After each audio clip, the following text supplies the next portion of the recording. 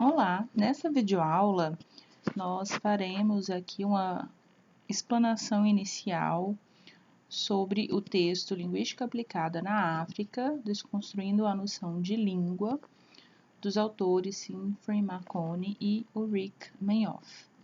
Essa videoaula ela vem substituir a aula da semana passada, do dia 7 de abril de 2022. Esse texto ele foi escolhido com o objetivo de contribuir para as nossas discussões sobre política linguística, que é um dos conteúdos da disciplina de linguística aplicada. Esse texto vai falar sobre essas questões das políticas linguísticas no continente africano e que são equiparáveis, ao nosso contexto brasileiro. Ele é um texto de 2006 e muitas pessoas, que discutem política linguística no Brasil fazem referência a ele, pelo fato de que o Brasil também passou, por situações similares, do período colonial e em termos de planejamento linguístico, enfim. Eu apresento primeiramente um pouquinho sobre os autores, o Siegfried Marconi.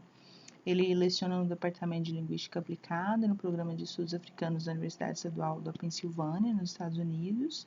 Também é professor da Northwestern University, na África do Sul.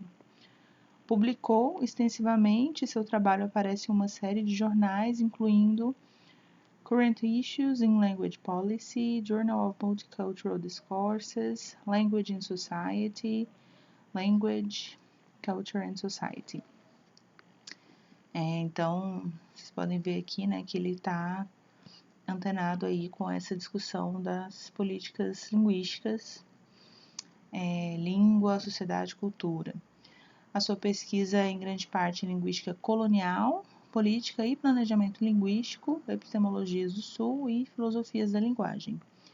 Os livros mais recentes são Innovations and Challenges in Applied Linguistics from the Global South, com o Alastair Pennycook, de 2019, então, inovações e desafios na linguística aplicada do Sul Global, e Language Policy and Planning Semiotics of Space and Ethnicities, com Ashraf Adebahei e Christine Severo, também de 2009, Política Linguística e Semiótica do Espaço e Etnicidades. E a Ulrich é professora emérita de Línguas Modernas na Universidade de Southampton, na Inglaterra, professora de alemão e estudos culturais. Sua pesquisa combina análise de discurso, análise de texto multimodal, etnografia e história oral. Seus projetos de pesquisa financiados têm se concentrado na rede transnacional e translocal de artistas migrantes da África, em bairros multiculturais, em capitais e cidades provincianas e em discursos de identidade cultural de várias famílias multigeracionais que vivem em comunidades fronteiriças europeias.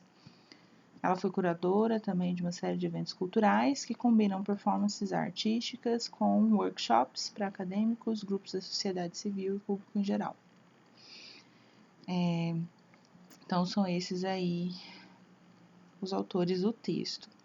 Então, inicialmente, eles trazem algumas questões para começar a falar, dos seus objetivos aí, com esse texto, no sentido de desconstruir, a noção de língua, pensando no contexto africano, período colonial, período de organização, vamos dizer, desse problema da língua na África, Então, eles começam falando sobre o que seria esse problema da língua.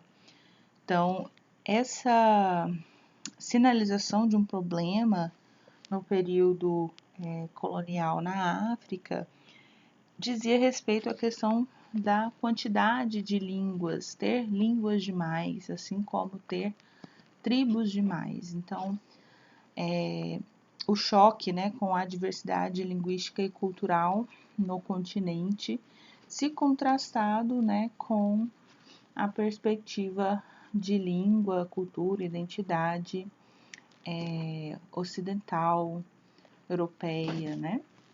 Então, esse problema, ele surge a partir da ideia do complexo multilinguismo africano, né? Entre aspas, esse multilinguismo, ele diz respeito a uma perspectiva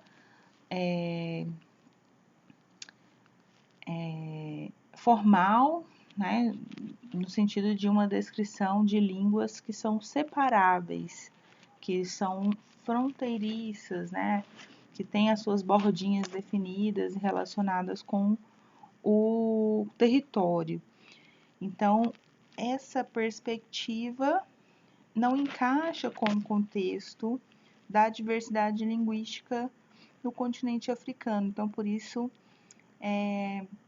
ela é vista como um problema, né? E ela surge justamente a partir dessa visão, que é muito diferente, né? Em pensar nas descrições linguísticas formais, tradicionais. Então, a primeira questão, né, que se coloca é a da perspectiva de língua.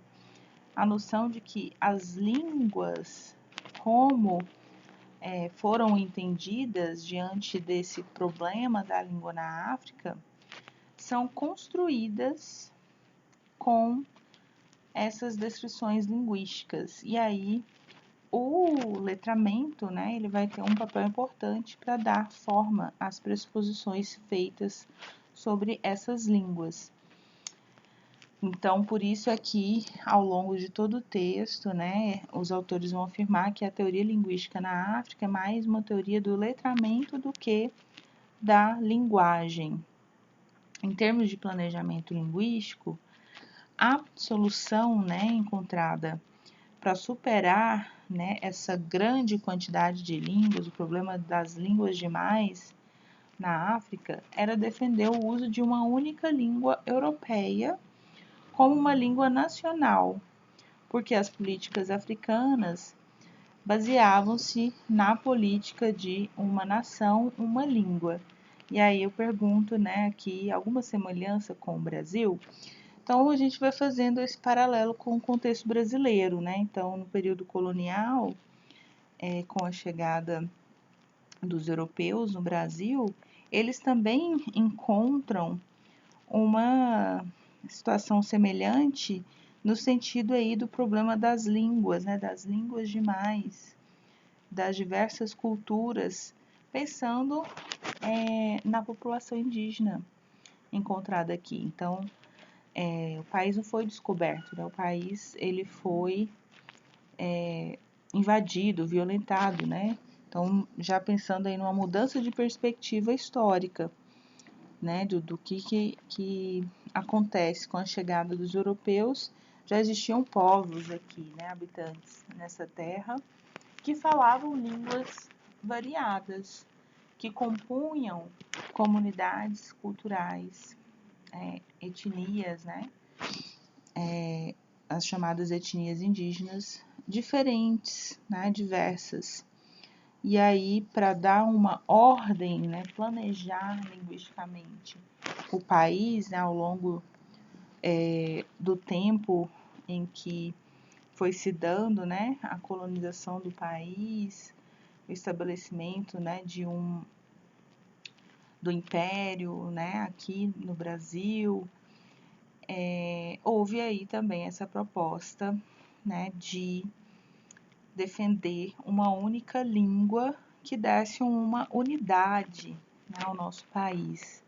E a língua também que daria essa unidade era uma língua europeia, que é o nosso português hoje, né?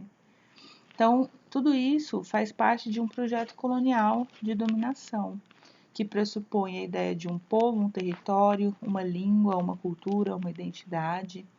E aí esse ideal de unificação apaga os grupos e as suas respectivas culturas, línguas, identidades. Então, Isso aconteceu na África, né, no continente africano como um todo, assim como aconteceu no Brasil e eu diria também em todo o território americano, né, latino-americano, pensando aí nos apagamentos da diversidade linguística, étnica, cultural de todo esse território. Então, quais são os objetivos, né, do texto, né, segundo o Marconi e a Menhoff? Primeiramente, ilustrar como as línguas são construídas socialmente e as consequências dessas construções para a própria compreensão do que seja língua. Em um segundo lugar, examinar as pressuposições sobre língua construídas na África nos contextos do colonialismo e na África pós-independência, e como elas podem ir ao encontro ou, algumas vezes, distorcer práticas linguísticas predominantes, né? Então, a gente vai ver que, para além dos apagamentos, né, há aí uma distorção do que se realiza em termos de práticas linguísticas no continente africano, porque aí as descrições linguísticas elas também vão se constituir enquanto forma de intervenção social. E um outro objetivo, indicar que os modos pelos quais as línguas africanas são socialmente construídas têm relevância para além do continente africano, né? Então, a gente pode pensar, né, fazendo aí esse paralelo durante o tempo todo aí com o contexto brasileiro, assim como em vários outros países que também foram colônia.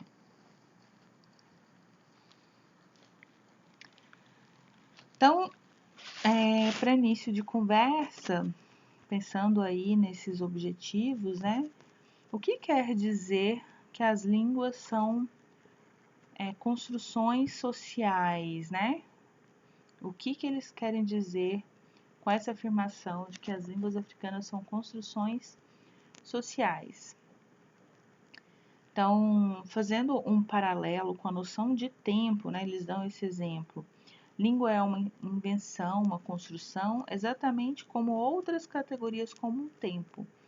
Não que o tempo não exista, pensando na rotação da Terra, em torno de um eixo, mas o tempo no sentido dessa organização que a gente conhece, né, em segundos, minutos, horas, dias, semanas, meses, anos. Isso é uma invenção, né? Isso é uma invenção, uma construção social.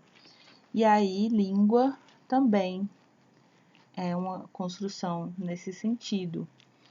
Língua não é uma categoria natural, né? Pensando aí no que a gente entende por língua. Essa categoria ela é inventada, ela é construída. A capacidade para a linguagem, né, para a comunicação, que é algo natural aos seres humanos. Mas as línguas, né, como elas são nomeadas, classificadas, delimitadas, são produto de intervenções sociais e históricas. E aí as autoras vão falar de forma breve aí sobre alguns processos subjacentes a essa construção social das línguas, que são os processos de iconização, recursividade fractal e apagamento, além do letramento. E aí eu sintetizei aqui rapidamente para falar um pouquinho sobre cada um desses processos. A iconização envolve a criação de um traço linguístico ou sistema imputado à natureza inerente de um grupo social. São traços ou símbolos que indiciam a forma de falar de determinados grupos. Por exemplo, os cliques, que indiciam iconicamente os falantes da língua Nguni no continente africano, né? Embora os cliques sejam de origem khoissana. Então, esse clique é um som, né, que alguns falantes, né, da língua Nguni produzem, né? Então, esses cliques, eles vão ser registrados, né, ou descritos como símbolos que indiciam os falantes da língua Nguni. Então, é uma convenção, né, social determinar este som, essa forma de produção, né, linguística, esse traço linguístico, como algo característico dessa língua, embora esse traço seja de uma outra origem, né, linguística. Então, para vocês verem que no processo de criação das línguas, nessa imputação aí de um sistema linguístico, de um símbolo linguístico a uma determinada prática linguística, pode criar invenções, criar línguas, assim como apagar outras, apagar grupos de falantes. Outro processo, né, que acontece nessa construção é a recursividade fractal, que envolve a projeção de uma oposição que é saliente em um outro nível de relação, como, por exemplo, a hierarquização de registros linguísticos africanos que reproduzem a hierarquização que existe, né, entre línguas africanas e línguas europeias. Então, essa hierarquização que é posta durante esse próprio processo de dominação, né, de colonização, entre as línguas africanas como inferiores e as línguas europeias como superiores, é projetado no processo de criação das línguas africanas. Então, há também uma projeção de hierarquização de registros linguísticos africanos. Então, durante esse processo de descrição das línguas na África, também foi sendo reproduzido esses valores, né, em termos de quais são as línguas africanas inferiores e as línguas africanas superiores. Então, por isso que esse processo é chamado de recursividade fractal, porque diz respeito a essa projeção de uma relação hierárquica entre línguas.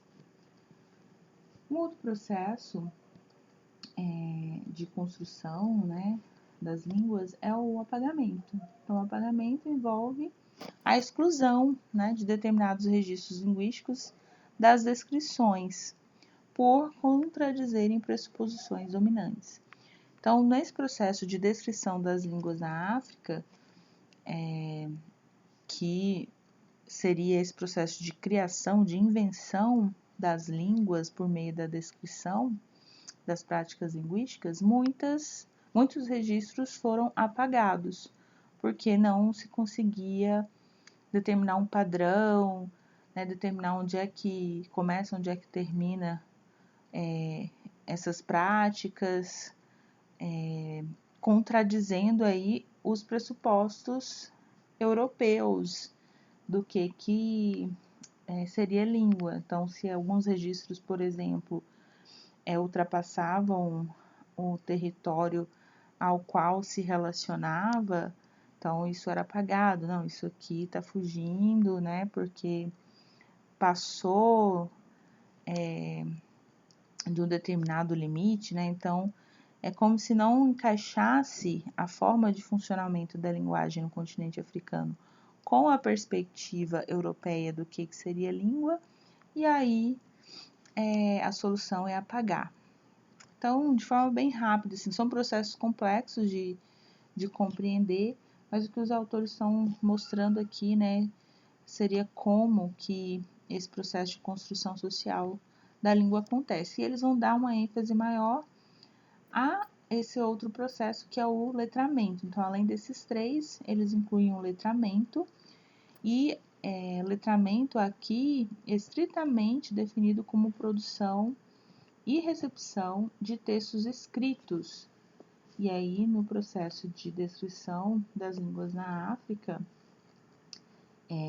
há uma redução, né, das formas de oralidade à escrita e os seus usos no letramento e na instrução levou à emergência de línguas africanas. Então, nesse processo de registrar a oralidade, restringindo as línguas à escrita e aos processos de instrução, é que se criaram, né, as línguas africanas, nesse sentido dessa construção social por meio da descrição, formalização, nomeação de determinados registros linguísticos. E aí eu trouxe um trecho aqui que é bem importante para a gente entender esse processo do letramento, né, que diz o seguinte: quando argumentamos que o encontro colonial facilitou a emergência ou o surgimento de línguas na África, não estamos dizendo que antes do colonialismo e do letramento não houvesse nenhuma oralidade na África ou que houvesse menos fala antes do colonialismo, mas que o retalhamento dessas formas orais em línguas e alguns dos nossos modos atuais de pensar a língua na África são um produto do letramento e do colonialismo. Por exemplo, note-se a relação entre cristianismo, letramento e língua, incluindo o inglês. As escolas que ensinavam inglês também ensinavam a ler, a escrever e o cristianismo. Portanto, o engajamento com um desses necessariamente conduzia ao engajamento com o outro. Um engajamento forçado pelo status duplo de professores como pregadores. Então, percebam que nesse processo de criação das línguas, né, primeiramente, não significava dizer que antes da colonização não houvesse línguas, né? As pessoas falavam, existia uma oralidade, existiam práticas linguísticas, mas com a colonização as línguas são restritas, reduzidas à escrita, né? Nesses processos de letramento que também andavam junto com o processo de cristianização, né? Então, eles dão aqui um exemplo, né? Ensinava-se a ler e a escrever, mas também ensinava-se o cristianismo, porque os professores que faziam, né, esse ensino e essa descrição linguística tinham um papel também de pregadores. E aí uma pergunta, né, para a gente associar com o nosso contexto. Isso também não aconteceu no Brasil com os missionários portugueses? Então, diante do contexto brasileiro, com aquela diversidade de línguas, né, de práticas linguísticas variadas, né, pensando aí nos diversos registros linguísticos indígenas, as pessoas que já viviam aqui se comunicavam, né, em variadas línguas.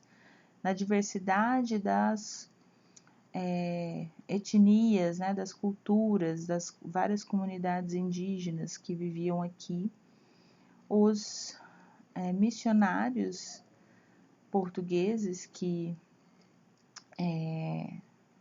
aqui se estabeleciam tinham esse objetivo duplo também, né, de ensinar uma língua só, visando esse projeto, né, de dominação e criação de uma unidade, né, de uma unificação em torno da ideia de um povo, um território, uma língua, uma cultura, uma identidade, por meio do ensino do português, ensinavam-se também sobre o cristianismo, né? Então pregava-se a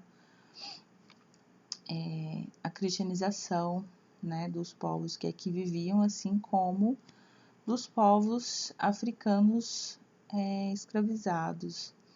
E isso não era de forma tranquila, né? Era com muita violência.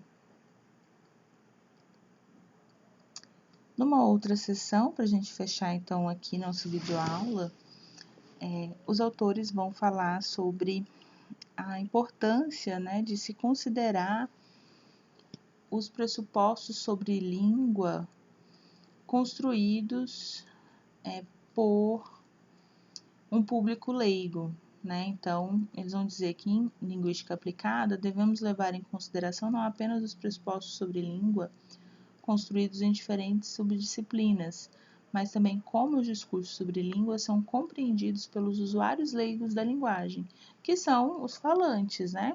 E são esses falantes que importam para a linguística aplicada.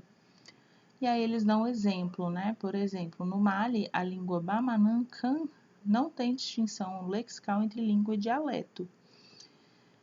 Esse é o entendimento, né, das pessoas falantes. No Zimbábue, os Shona não se definem em termos de língua que falam, mas em termos do espaço geográfico em que vivem, os Vana-Vevo, as crianças da terra. Então, percebam que essa é uma perspectiva diferente da perspectiva europeia, que estabelece, né, uma relação de identidade entre povo e língua, né? Então, o povo tem que ter aí uma unidade com uma língua única, né? Então, essa noção de unicidade não cabe aqui. Para os Shona, eles são chamados de uma determinada forma, mas isso tem a relação com o espaço geográfico e não com a língua, né, que usam para se comunicar. Então, antes da colonização, a noção de língua como marca de identidade social não existia. E aí, ao falar de comunidades sem línguas, não é que esses contextos envolvessem menos usos de línguas ou ausências, né, de falas ou de oralidade, mas que essas comunidades africanas não se entendiam enquanto comunidades que tinham essa relação, né, entre o grupo e a língua e um território, né? Essa é uma perspectiva totalmente europeia. E aí na África, o letramento, né, como um dos processos de criação e invenção das línguas, desempenhou esse papel crucial na tarefa de trazer à tona a noção de línguas separadas. Então, essa também é uma noção europeia, né? As línguas e as metalinguagens, que são os livros, as gramáticas, os dicionários, eles emergiram literalmente como parte do projeto colonial cristão, e o projeto de construção social das línguas continua, né? Então, essa ideia de línguas definidas, relacionadas a um povo, a um território, com fronteiras muito bem estabelecidas, ela não é africana, né? Ela é implementada, ela é colocada de forma imposta, né? Nesse processo de descrição das línguas africanas. E para linguística aplicada, elas colocam uma questão, né? um questionamento. Os autores estão se questionando: é possível formular conceitos sobre língua fora de arcabouços eurocêntricos, né? Então, como pensar a noção de língua de uma forma diferente, né? E para isso a gente precisa se desamarrar de muitos pressupostos, né? Então, essa é a proposta do texto que nós vamos discutir na nossa próxima aula: rever os pressupostos recorrentes sobre a situação linguística na África. E esses pressupostos, eles também estão presentes no contexto brasileiro, que é o que nós vamos discutir, né? Esses são os pressupostos que eles estão revendo. Primeiramente, a função primária da linguagem é transmitir informação factual. Então, esse é um pressuposto. Será que essa é a função mesmo da linguagem? As línguas existem ontologicamente fora de um evento comunicativo. Esse é um outro pressuposto, né? No contexto africano, assim como no contexto aqui brasileiro. E aí Esse é o debate, né? Será se é isso mesmo? As línguas existem ontologicamente fora de um contexto de um evento comunicativo? As línguas são compreendidas como constituídas de unidades distintas. Será que elas são unidades distintas? Nós vamos ver exemplos que não, né? Que é muito difícil haver uma separabilidade, né? Das línguas, pensando nas práticas linguísticas que são realizadas pelos falantes. As línguas têm nomes, e aí, naturalmente, elas têm esses nomes. Como que esses nomes são dados? Como que as práticas linguísticas são descritas, classificadas e nomeadas, né? Então é isso, que a gente finaliza essa videoaula por aqui. Na próxima aula nós vamos falar sobre cada um desses pressupostos, fazendo essa revisão que Marconi e Meinhof nos propõe.